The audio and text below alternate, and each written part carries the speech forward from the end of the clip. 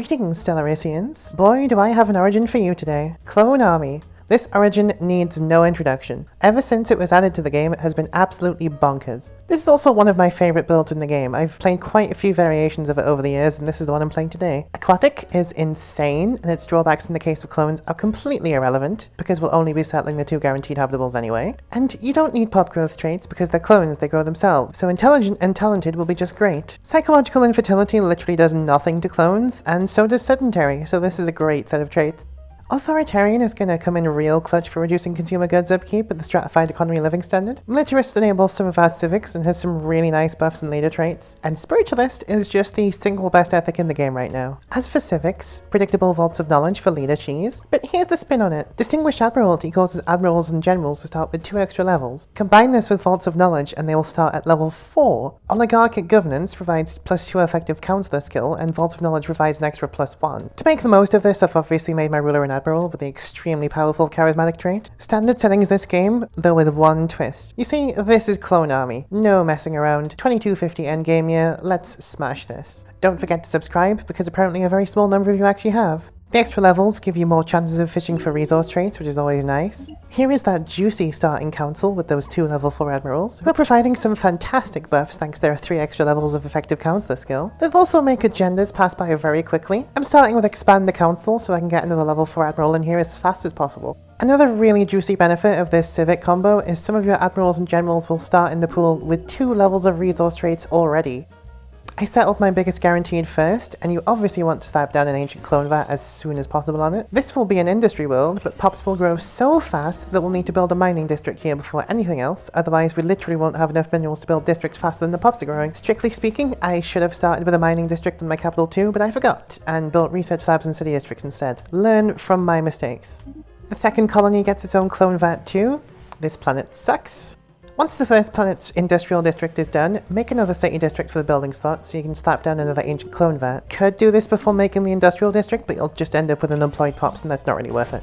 Popping expand the council to get that beautiful 3rd admiral position. Only Progenitor Hive can get more total council levels at this stage of the game. That city district's building slot will go towards the 5th and final ancient clone vat, which means the industrial world now has 2 and will absolutely explode with pops. At this stage in the game, you'll need to sell resources to buy minerals just to build districts fast enough. One extremely silly mistake I made was forgetting to actually excavate the archaeology site until now, year 10. That set me about 5 years behind, which sucks, but oh well, you live and you learn. Thanks to the clone vats, you grow to 10 pops hilariously quickly and get a really early planetary administration. Met an AI, they thankfully like me enough to get a migration pact so I can actually colonize more planets now. After the archaeology site is done, you get this event. Don't lie to the people, it'll be worse in the long run. Honestly, gets you this really nice buff. When you get the fertility event, make sure you do the special project as fast as possible. The usual leadership conditioning nonsense means these admiral councils are now level 5, which is amazing, and the combination of leader cheese and explosive pop growth on the industry world has led to a juicy early alloy income, and you know exactly where that's going to be spent. When you get the genetic crossroads, you obviously go ascendant because it's insane. Just look at this trait. Look at it. It's absolutely ridiculous. And it also gives your admirals this insane buff, and they're already pretty strong because we gave them lots of levels. This all translates to some spectacularly powerful early game fleets, and you know what that means. And remember, these are Grand Admiral difficulty adjusted AI modifiers with advanced starts.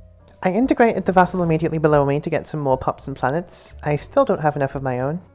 Gonna need to invade some nerds to get more vassals, but that shouldn't be an issue.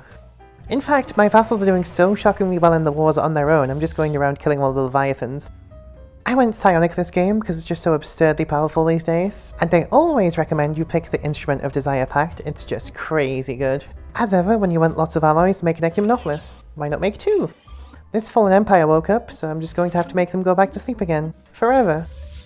I've been really skipping through this game because it's just been such a hilariously one-sided ruffle stomp from start to finish. I actually did level 5 Become the Crisis for once, entirely for the ship upkeep reduction it provides. And at some point they actually changed this to disband your federation now.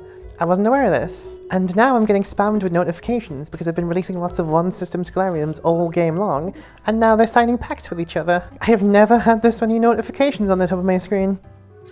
I set 2250 endgame year hoping for some epic early game crisis battles like in the Calamitous Birth game where I had to fight a damn guerrilla campaign against them. But I just kept on building ships and Mr. Times 25 crisis never arrived. And now, finally, 2297, 3 years before the victory year, they have arrived. Thank you, Stellaris. Oh no, I engaged their entire navy at once. How will I possibly win? Get out of here. Please show up earlier next time.